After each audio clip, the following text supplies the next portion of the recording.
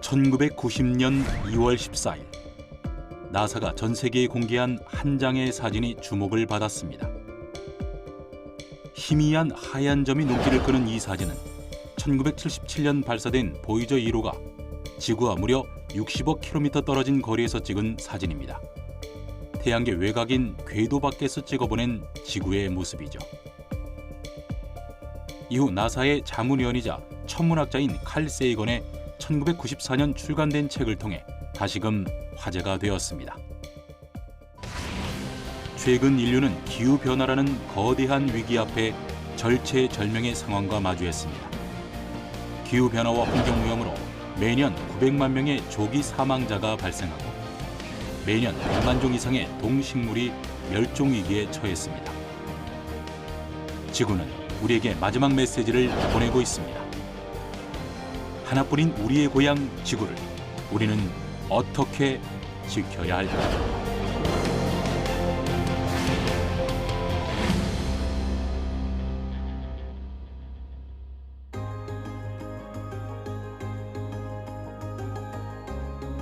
비가 옵니다.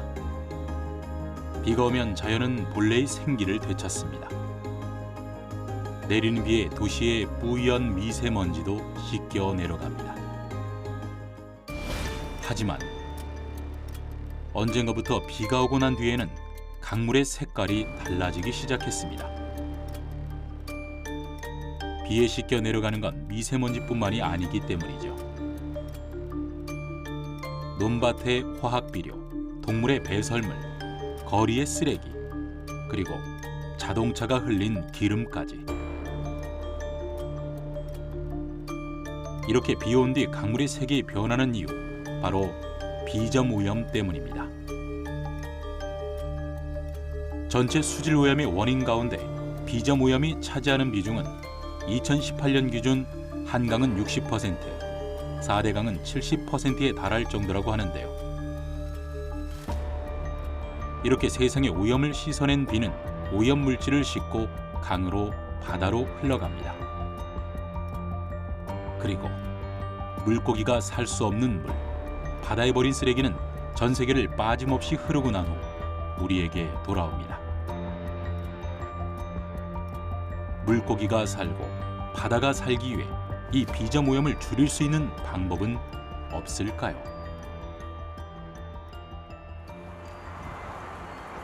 (1년 365일) 하루도 빠짐없이 이곳 장수천의 물길은 오늘도 한결같이 쉼이 없습니다. 장수천 인근에 위치한 이곳은 반디학교라는 곳인데요. 이른 아침부터 시끌벅적한 소리로 가득합니다. 어른 아이 할 것 없이 인근 동네 주민들이 총출동한 모양입니다. 하나같이 집중하며 무언가 만들기에 푹 빠져있는 사람들. 온 힘을 다해 꾹꾹 누르기도 하고 골고루 잘 섞어주기도 하면서 나름대로 손맛을 담아보는데 이것의 정체가 궁금합니다. 지금 만드는 거는 미생물 발효를 통해 하천에 공처럼 던지게 되면 수질 개선 효과를 주는 EM 흑공이라고 불리는 그런 흑공이고요. 만드는 이유는 이제 이런 거를 던지게 된다면 이렇게 작은 크기지만 수질 개선을 효과적으로 할 수 있기 때문에 지금 이렇게 만들어서 던지는 활동까지 하고 있습니다. 꾹꾹 눌러 아이들이 만드는 이것은 EM 흑공. EM 흑공은 흙과 발효액, 미생물을 넣어 만든답니다. 이렇게 아이들의 주먹 정도 크기로 빚고 난 후 일주일에서 15일 정도 건조를 시켜야 비로소 EM 흑공이 완성된다는데요. 건조 과정 중 발효가 진행되고 그러면서 곰팡이가 생겨납니다. 그 과정에서 80여 종의 미생물이 자라나게 되죠. 그렇게 완전히 건조되고 나면 하천으로 보내집니다. EM 흑공은 이제 수질 환경을 위해서 만들어지게 되는데 유속이 좀 빠른 곳에 집어 던지게 되면 그 흑공이 바닥에 가라앉아서 슬러지라든가 이런 것들을 좀 분해를 하면서 수질 환경이 개선이 된다라고 보시면 됩니다. 매월 정기적으로 인근 주민들이 한자리에 모여 EM 흑공을 만든 후 만들어진 흑공을 하천으로 보내는 활동을 하고 있는데요. 휴일도 반납하고 너나 할 것 없이 이렇게 참여하는 이유, 함께 동네의 하천을 살리고 지켜가기 위해서랍니다. 요즘에 환경에 대한 뉴스가 많잖아요. 그래서 환경에 대한 관심이 평소에 많았는데 환경 정화 활동에 관련된 봉사 활동이 있다고 그래서 저희는 가족과 함께 참여하고 있습니다. 일단 고등학교 환경 시간에 이제 하천의 오염 실태에 대해서 배운 적이 있는데요. 이런 걸 배우다 보니까 제 스스로 활동할 수 있는 게 뭐가 있을까 고민을 하게 되었고, 고민을 하다 보니 이 봉사단을 찾게 되어서 이렇게 자연 환경 보전 활동을 하고 하천 수질 개선 활동을 이렇게 진행하게 되었습니다. 인천 대공원 호수에서 시작해 소래포구를 거쳐 서해 바다로 이어지는 장수천의 물길. 약 7km 길이의 장수천은 인천의 하천 중에서 유일하게 바다로 바로 유입되는 하천입니다. 이곳 장수천은 1990년대까지만 해도 수질 오염이 굉장히 심각한 곳 중 하나였는데요. 하지만 지금은 이급수에 해당하는 깨끗한 하천이 되어 주민들의 품으로 돌아왔습니다. 소담하고 풋풋한 장수천의 산책로. 지천엔 다양한 종류의 야생화가 술을 놓고 수많은 식생들의 터전이 된 장수천. 오염된 하천에서 이렇게 수많은 식생들이 서식하는 생태 하천으로 돌아오기까지는 꼬박 10여 년이란 긴 시간이 걸렸답니다. 주민들이 함께 힘을 합쳐 이룬 값진 결과물입니다. 하천을 살리기 위해서 노력하는 이유 중에 하나는 일단 자연이 좋아서 활동을 하고요. 또한 학생들이 자연 환경에 대해서 전혀 관심을 갖고 있지 않기 때문에 학생들과 함께 하고 그 아이들한테 정말 아름답고 쾌적한 그런 자연 환경을 물려주고자 시작하게 됐습니다. 하나같이 한 손에는 집게를 들고 다른 한 손에는 비닐봉투를 들고 가는 사람들. 335 짝을 이루고 장수천 물길을 따라 버려진 쓰레기를 줍기 시작합니다. 이곳에선 주민들이 함께하는 하천 정화 활동이 일상적으로 마주하는 풍경이라는데요. 변한 건 하천뿐만이 아닌 듯 싶습니다. 최근에는 부모님과 함께 동참하는 꼬마 친구들도 꽤나 늘어났죠. 차곡차곡 주민들이 수거한 쓰레기 양이 늘면서 하천으로 흘러들어가는 비점 오염은 줄어들고 덩달아 환경을 생각하는 주민들의 마음 역시 점점 커져갑니다. 집에서 이제 버리는 쓰레기 그거를 조금 줄이고자 노력을 좀 하고 있기는 한데 그게 잘 쉽진 않더라고요. 근데 저희가 쓰는 이제 제품들 저는 이제 그 세제라든가 이런 거를 조금 친환경으로 써볼까 하고 좀 노력은 조금 하고 있어요. 근데 그게 좀 쉽지 않아서 저희가 좀 그렇긴 한데 그런 부분 좀 신경 쓰는 것 같아요, 애들하고. 저도 앞으로는 쓰레기 버릴 때 분리수거도 더 열심히 하고 밖에서 있던 쓰레기는 제가 그냥 집에 들어가서 잘 버릴 것 같아요. 하천은 어쩜 우리네 인생과 참 닮아 있는 것 같습니다. 우리가 관심을 갖고 배려하며 협력할 때 비로소 그 마음이 닿는 것처럼 물 흐르듯 자연스럽게 선물처럼 우리에게 다가옵니다. 물사랑, 자연사랑, 화이팅! 우리는 늘 무언가를 더하기 위해 살아왔습니다.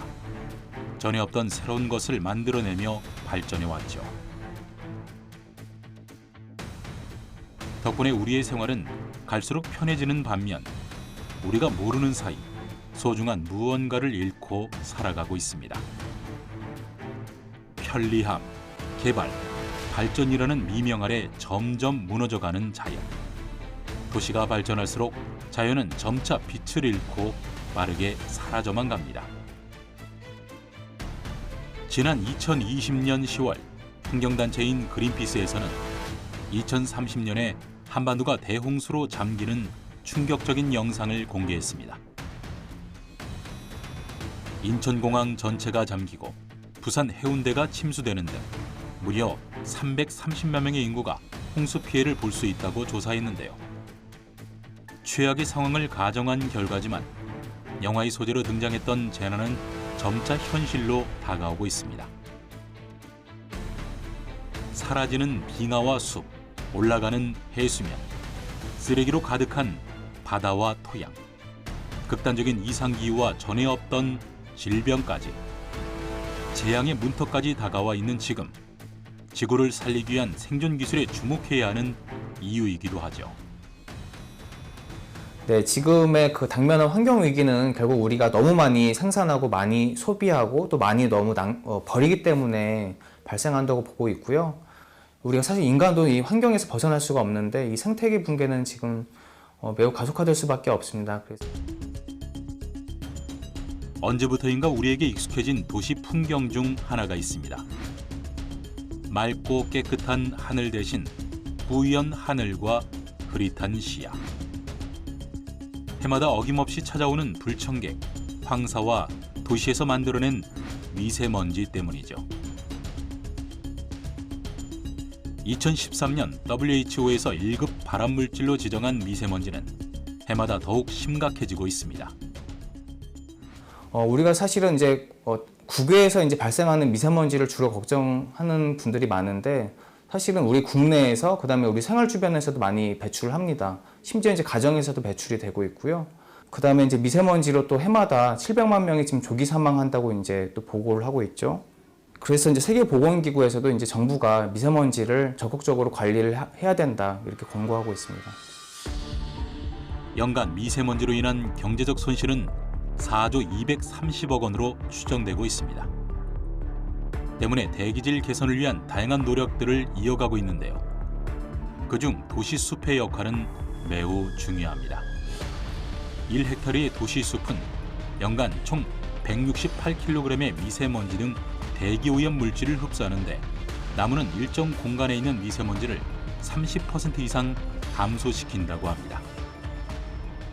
예, 나무와 숲을 보시면 이제 잎이나 줄기, 가지에 있는 아주 미세한 부분들이 있습니다. 이 미세한 부분에 미세먼지 아주 머리칼보다 보이지 않고 우리가 보이지 않는 그런 미세먼지가 부착이 되고 흡착이 되고요. 또 일부분은 나뭇잎에 흡수가 되기도 하고 땅에 가라앉는 침강 과정 그렇게 하고 또 차단되는 그래서 흡수, 흡착, 침강, 차단이라는 과정을 통해서 숲 내에서 났고요.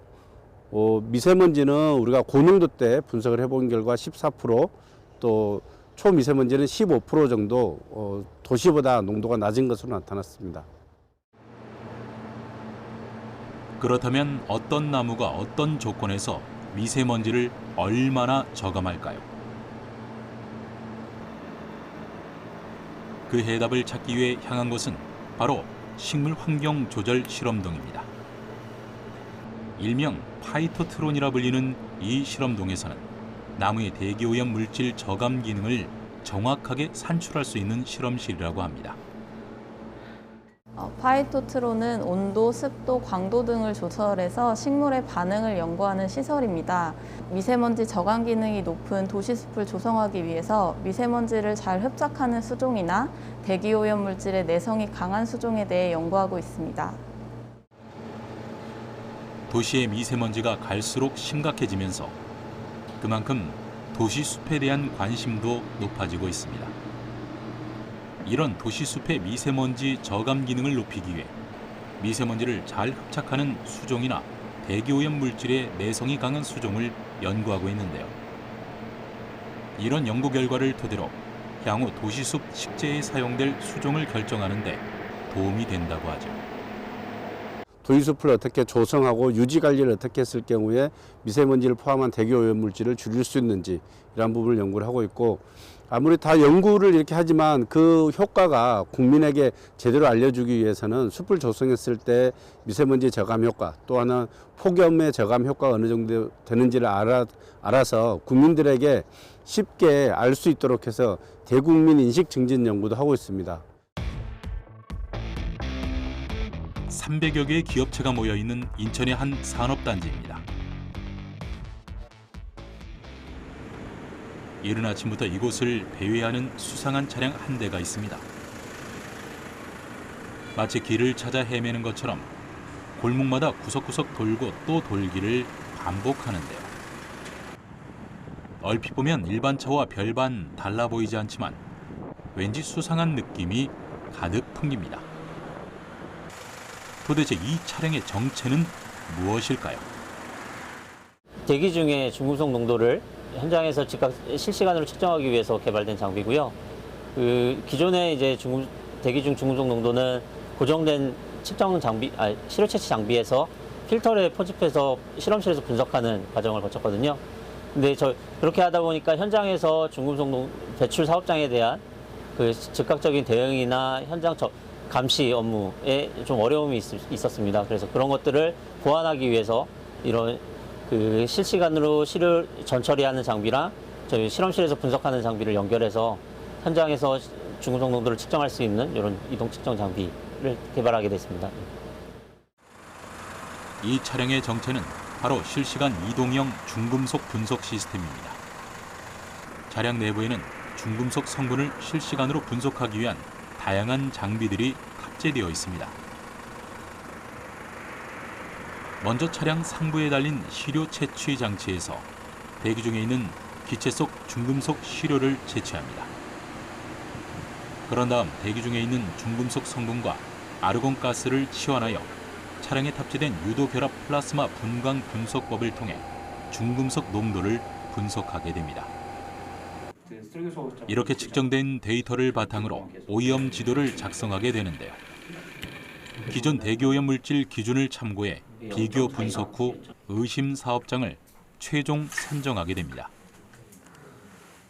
저희가 그 기존에 이제 첨단 감시 장비라고 해서 드론하고 질량 분석 이동형 질량 분석 장비를 도입해서 현장에서 쓰고 있는데요.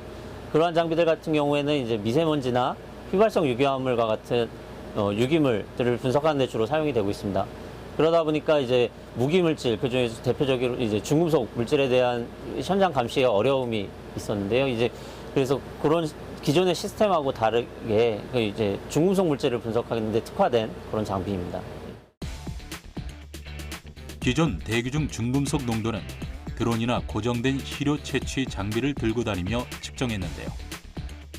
필터를 이용해 채취한 시료는 실험실로 가져가 분석을 하죠. 때문에 분석까지 소요되는 시간도 길 수밖에 없었습니다.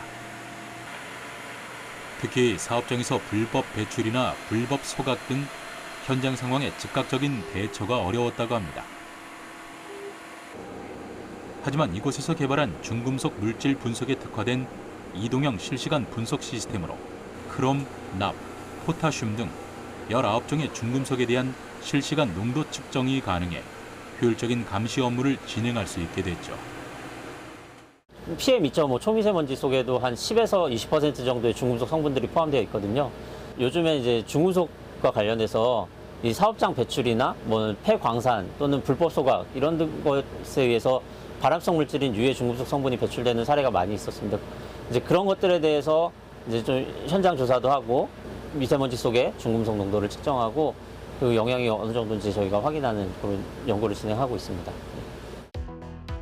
특히 산업단지 내 대기 오염으로 인한 중금속 문제를 더 세밀하게 파악해야 하는 또 다른 이유가 있습니다.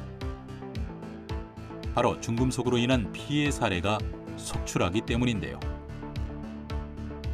대기 중에 노출된 중금속은 눈에 보이지 않지만 우리가 모르는 사이 매일 우리를 위협합니다. 이 중금속은 체내에 유입되면 즉각적으로 배출되지 않고 우리 몸에 서서히 쌓여 다양한 질병의 원인이 되죠. 네, 요즘 현대인들은 이 중금속에 대한 문제가 굉장히 많은데요. 정말 미량으로도 우리 몸에 남아있게 되면은 그 중금속이 우리 몸의 효소나 호르몬 대사 기전에 영향을 끼칠 수가 있습니다. 나에게 병이 발견되지는 않는데 내내 피로하다거나 아프다거나 불면증이 시달린다거나 또는 근육통을 호소한다던가 이런 현대인들이 알게 모르게 그냥 만성 피로, 피곤함, 이런 또 우울감이라던가 이런 정신적인 문제까지도 발생을 할 수 있기 때문에 이 중금속이 우리 몸에 미치는 영향은 아주 광범위하면서도 또 무섭다고 말할 수 있습니다. 여러분, 혹시 녹조라떼라는 말 들어보셨나요? 녹조라떼란 녹조 현상으로 인해 물의 색깔이 초록색으로 변한 강이나 호수를 빗대어 하는 말입니다. 지난 2021년 7월, 짙은 초록빛 녹조가 강 표면을 뒤덮은 이곳은 대구 달성군 강정고령보 상류입니다. 낙동강 하류에 위치한 경남 청원의 농촌 마을 역시 논과 배수로가 온통 초록빛으로 물들었습니다. 시민단체 환경운동연합이 낙동강 하류에서 재배된 쌀 2종을 수집해 분석한 결과 마이크로시스틴이란 독성 물질이 검출됐습니다. 청산가리보다 100배나 독성이 높은 마이크로시스틴. 성인이 하루 300g의 쌀을 먹는다고 가정했을 때 쌀 2종을 통해 섭취하게 되는 마이크로시스틴은 각각 0.954 마이크로그램과 0.759 마이크로그램으로 미국 정부의 일일 허용치보다 최대 8배, 프랑스 기준보다는 최대 15배 높았습니다. 수생태계는 물론 인간에게도 심각한 악영향을 끼치는 녹조에 대한 연구도 진행되고 있습니다.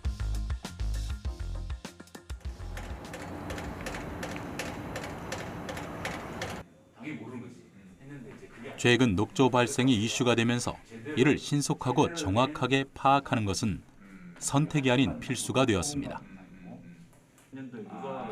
이곳에서는 얼마 전 개발한 수질 원격 탐사 기법으로 녹조 모니터링을 진행하고 있는데요. 수질 원격 탐사 기법은 하천이나 호수를 대상으로 초분광 센서를 이용해 원거리에서 수질을 측정하고 이렇게 측정한 데이터에서 수질 정보를 얻어내는 기술입니다. 기존 녹조 모니터링은 특정 지점에 시료를 채취한 후 현미경으로 조류의 세포수를 직접 세는 방식.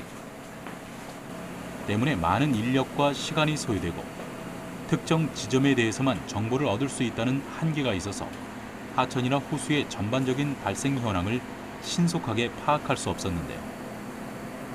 특히 갈수기 녹조 대응을 위해 전국 주요 하천의 조류 발생 모니터링을 강화하고 있지만 수백 킬로미터에 달하는 하천 구간의 현황을 파악하기에는 한계가 있었습니다. 그래서 주목한 것이 바로 지점 단위가 아닌 면 단위 모니터링이 가능한 수질 원격 탐사 기법이었습니다.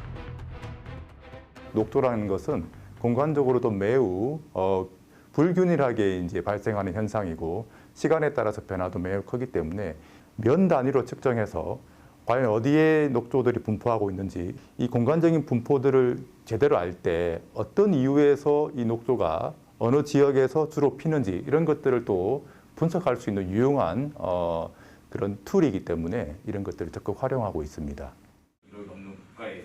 원격 탐사에 있어 기술의 핵심은 관측하고자 하는 대상의 특징을 센서로 감지할 수 있는지 없는지가 관건.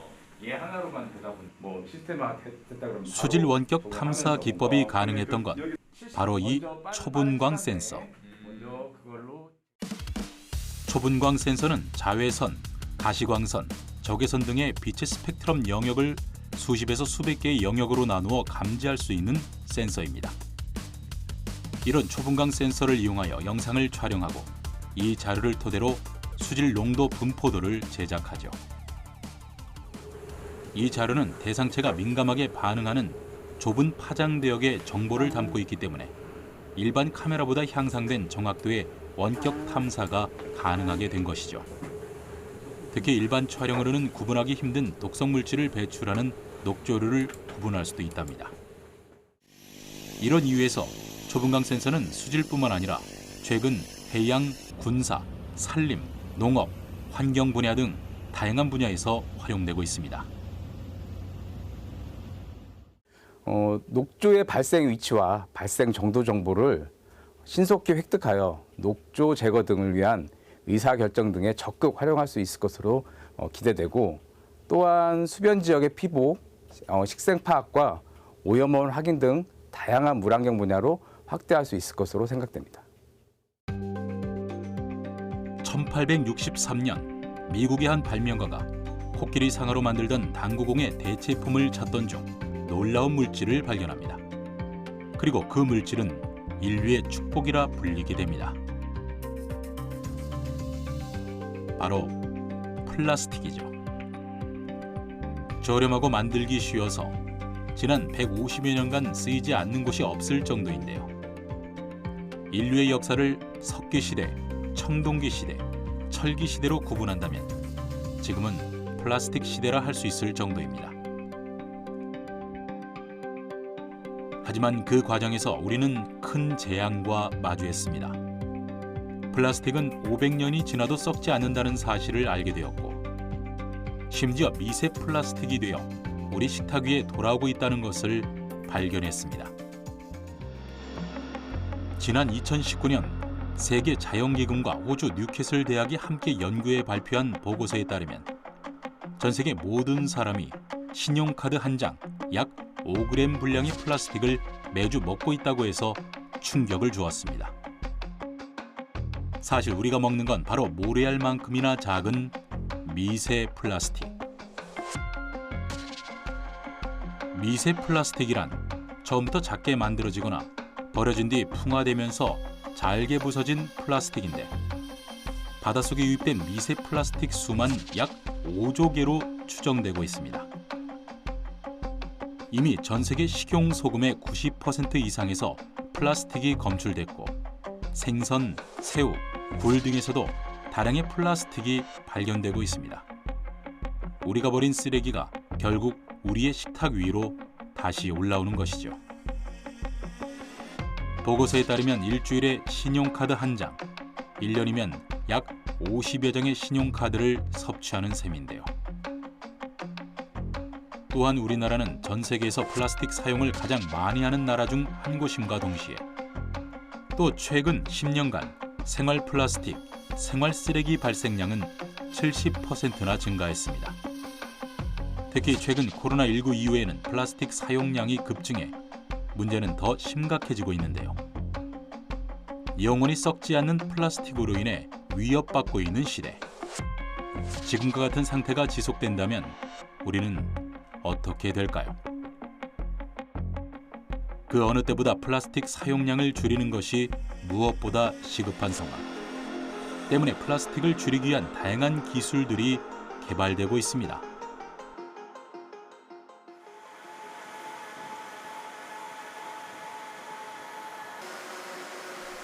공장 곳곳에 수북하게 쌓인 포대들이 눈에 띕니다.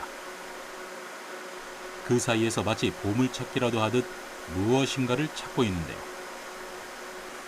그런데 정체를 알 수 없을 정도로 잘게 부서진 조각들이 포대 안에 가득합니다.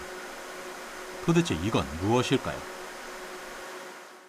폐플라스틱을 수거를 해가지고 파쇄를 하고 세척을 해서 다시 탈수를 해가지고 우리 공장에 들어온 원자재를 볼 수 있습니다.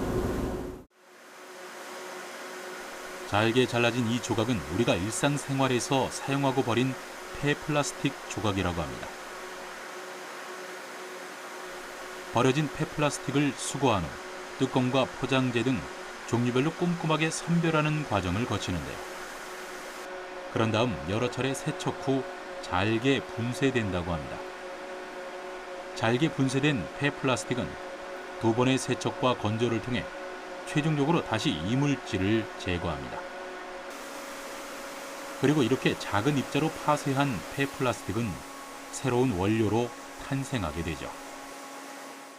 특히 이제 우리나라와 같이 이렇게 땅이 좁고 인구가 많은 그런 나라에서 이제 플라스틱 발생량은 상당한데 그거를 전체 매립을 할 수도 없고, 그리고 또 그 소각을 하게 되면 여러 가지 이제 유해 물질이라든지 이런 그 기후 온난화 문제도 야기시키기 때문에 공장에 입고가 되면 이거를 재질별로 선별을 해서 파쇄를 하고 그 용융 압출을 해가지고 펠렛 형태의 그 수지로 만들게 됩니다. 그리고 그 수지는 결국 제품을 성형하는 사출업체로 가가지고 거기서 어떤 산업용으로 다시 사용할 수 있는 그런 제품화가 되고 있습니다. 그렇다면 폐플라스틱은 어떤 공정을 거쳐 재활용이 되는 걸까요? 이렇게 작은 입자로 분쇄한 폐플라스틱은 재생 압축기를 통해 펠릿 형태로 재생된다고 합니다. 이때 폐플라스틱 소재에 여러 가지 기능성 첨가제를 넣어 배합을 하는데요. 재생 소재의 경우 물성이 좋지 않아 사출 시 불량이 많이 발생하기 때문에 물성을 향상시키기 위해서죠. 이후 압출 과정에서 반응을 일으켜 보다 물성을 향상시키는 기술이 접목되는데요. 이를 반응 압출 공정이라고 합니다. 이런 기술력을 통해 부가가치가 높은 펠릿 형태의 소재를 생산하고 있는데요. 이것이 바로 폐플라스틱을 원료로 만든 HDPE라는 용융 소재입니다. 썩지 않아 처치 곤란했던 폐플라스틱에 여러 기술력이 더해져 탄생한 이 소재는 다양한 성형업체로 공급돼 산업용 제품의 원료로 쓰인다죠. 이렇듯 플라스틱의 합성과 진화는 플라스틱 소재가 다른 산업 분야의 융합을 통해 새로운 분야로 진출하는 데 큰 역할을 하고 있습니다. 이곳에서 개발한 소재로 만든 중공구조 슬래브입니다. 신개념 건축 방식에 적용되는 철근 콘크리트 슬래브 내에 삽입되는데요. 내진 설비 강화, 층간 소음 방지, 건축비 절감에도 효과적이어서 이산화탄소 절감을 위해 시멘트 대신 건축 소재로 활용되고 있습니다. 이외에도 재활용된 플라스틱 원료는 자동차 내외장재, 전기 전자제품, 건축용 경량화 소재 등 다양한 산업에서 각종 소재의 원료로 사용되고 있는데요. 오랫동안 폐소재를 재활용할 수 있는 새로운 기술 개발에 주력해온 김명기 대표. 그가 우리에게 꼭 당부하고 싶은 말이 있다는데요. 재활용 플라스틱을 재활용하는 그런 회사 입장에서는 지금도 물론 그 페트병을 잘 세척을 하거나 컬러별로 분리해서 잘 선별을 해주고 계시지만 용기에 붙어 있는 종이 라벨이라든가 아니면은 그런 여러 가지 뭐 포장재를 쌌던 그런 복합 재질의 그런 포장재들이 간혹 나오고 있습니다만 이런 것들은 재활용하기가 상당히 어렵습니다. 그래서 그런 것들은 종량제 좀 처리를 하시고 해서 분리를 해서 폐기를 해 주신다고 하면 저희들 입장에서는 보다 더 재활용하기가 좀 더 용이해서 이러한 그 폐플라스틱 재활용 사업에 상당히 많이 기여를 할 수 있지 않겠나 이렇게 판단이 듭니다. 오늘도 우리는 마스크를 쓴 채 생활합니다. 코로나19 팬데믹이 장기화되면서 이렇듯 예상치 못한 일들과 마주하고 있는데요. 그런데 이 마스크가 새로운 환경 오염의 주범으로 화두가 되고 있습니다. 전 세계적으로 매월 버려지는 마스크의 양은 약 1290억 장. 다양한 재질로 되어 있어 분리 배출이 어렵기 때문에 재활용조차 안 되죠. 특히 미세 입자를 거르는 MB 필터는 대기와 토양 오염의 주범이 되고 있고 우리가 무심코 버린 마스크는 동물의 생명마저 위협하고 있습니다. 때문에 마스크 재사용에 대한 다양한 아이디어와 기술이 화제가 되고 있습니다.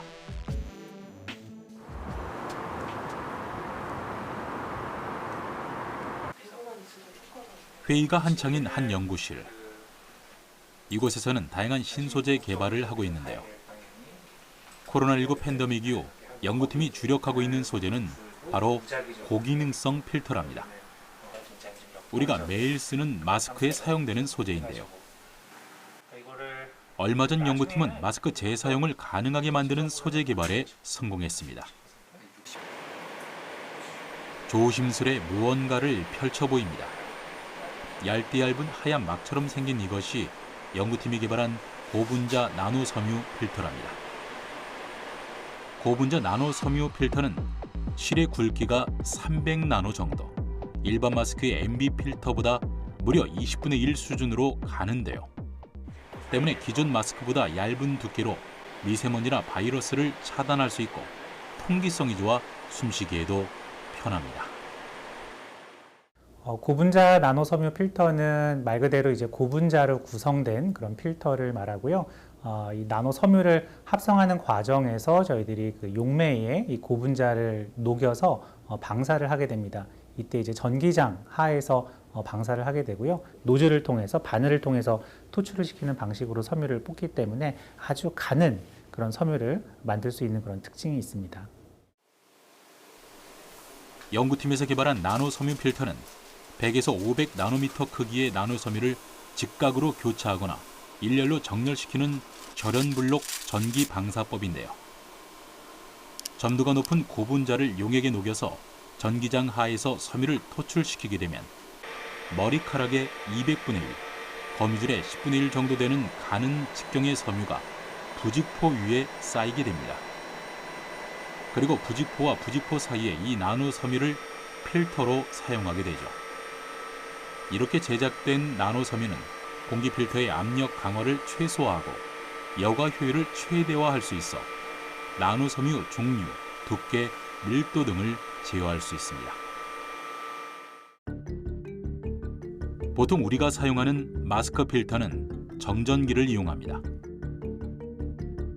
섬유가 무작위로 얽힌 부직포 형태로 되어 있어 섬유의 기공 크기가 다양해 작은 입자까지 차단하려면 여러 장의 필터를 겹쳐야 하고 정전기가 반드시 부여돼 있어야만 필터 기능을 유지할 수 있습니다. 섬유 표면에 형성된 정전기는 시간이 지날수록 소실되는데요. 특히 수분이 닿으면 정전기 기능이 사라져 필터 효율이 급격하게 떨어지기 때문에 재사용이 불가능합니다. 반면 나노 섬유 필터는 미세한 나노 섬유를 직각으로 교차시키거나 일렬로 촘촘하게 정렬해 기공 크기가 작고 동일합니다. 이 때문에 기존 필터보다 얇은 두께로 동일한 차단 효율을 낼 수 있고 정전기와 관계없이 재사용이 가능합니다. 저희가 그 뭔가를 이렇게 차단할 때 이제 물리적인 차단이라고 하잖아요. 이제 그물을 생각할 때 굉장히 촘촘하게 그 얽혀 있는 그런 그물을 사용을 하면은 물리적으로 유해물질이 차단을 하게 됩니다. 이런 경우에는 반복적으로 이제 재사용이 가능한 거고요. 그렇지 않고 정전기의 도움을 받아서 필터링을 하게 되는 경우에는 정전기가 이제 사라지면 이제 필터 기능이 사라지는 거죠. 그래서 물이 닿거나 아니면은 뭐 에탄올이 닿거나 하게 되면은 정전기가 이제 바로 사라지기 때문에 이제 그런 경우에는 저희가 이제 일회용을 사용을 하게 되는 것이고요. 이에 반해서 말씀드렸듯이 물리적으로 차단하는 경우에는 주변에 뭐 습도라든지 또는 어떤 액체 이런 것들이 영향을 받지 않기 때문에 반복 사용이 가능합니다. 바로 이 마스크가 연구팀이 개발한 고분자 나노 섬유 필터로 만든 마스크입니다. 여러 번 재사용을 해도 그 성능과 내구성을 유지하고 나노 섬유 구조 역시 변화가 없다고 하는데요. 일반 MB 필터와 얼마나 차이가 나는지 직접 실험을 통해 확인해 봤습니다. 여러 차례 에탄올 살균 세척을 해도 입자 차단 성능이 유지되는지 확인하기 위해 실험을 진행해 봤는데요. 실험 전 여과 효율은 일반 MB 필터는 98%, 나노 섬유 필터는 97% 정도가 측정됐습니다. 이제 두 필터의 에탄올을 약 20회 반복해서 뿌렸습니다. 그런 다음 실온에서 1시간가량 말린 후 여과 효율을 다시 측정해 보기로 했는데요. 과연 결과는 어떻게 나올까요? 측정 결과 일반 MB 필터의 효율은 약 74% 정도로 세척 전에 비해 약 20% 정도 떨어졌는데요. 그렇다면 나노 섬유 필터는 어떨까요? 나노 섬유 필터의 효율은 96% 정도로 세척 전 여과 효율을 그대로 유지하고 있는 것을 확인할 수 있었습니다. 최근 일회용 마스크뿐 아니라 환경 문제가 심각해지고 있는 상황에서 마스크 재사용을 위한 나노 섬유 필터와 같은 신소재 개발이 더욱 필요한 시점입니다. 이러한 마스크에 사용되는 이제 고분자 소재가 이제 폴리프로필렌이라고 하는 소재인데 분해되는데 거의 한 1000년 정도 걸립니다. 그러니까 분해가 안 된다라고 보시면 되고요. 이러한 폐기물들을 또 처리하는 과정에서 소각 과정에서 다이옥신과 같은 그런 유해 또 가스들이 이제 배출이 되기 때문에 가급적이면은 이러한 플라스틱 사용량을 줄이는 것이 중요하고요. 그러기 위해서는 다회용 그런 필터를 이용하거나 최근 들어 이제 화두가 되고 있는 그런 생분해성 고분자 소재를 활용을 하면 환경 보호에 많은 도움이 됩니다.